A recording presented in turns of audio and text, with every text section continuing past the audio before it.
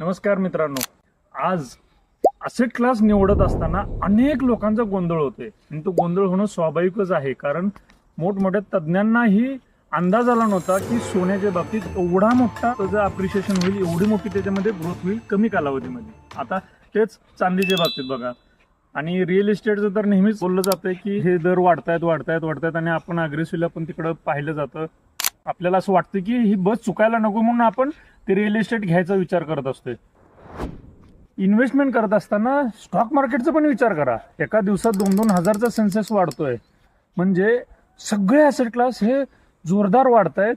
यामध्ये एक महत्वाचा असा असेट क्लास आहे, इन्व्हेस्टमेंट करत असताना आपण त्याचा विचार केला पाहिजे. तो दुर्लक्ष करून चालणार नाहीये.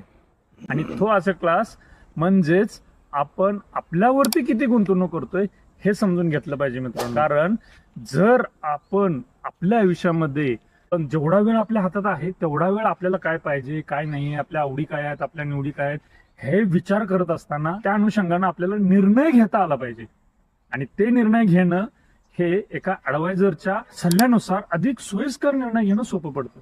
पण लक्षात घ्या, स्वतः एक असे क्लास समजून आपण निर्णय घेतला पाहिजे, तरच खऱ्या अर्थानं पैसा आणि आनंद सोबत राहील असं मला वाटतं. तुम्हाला काय वाटतं हे कमेंट करून तुमचा अभिप्राय मला द्याल. धन्यवाद.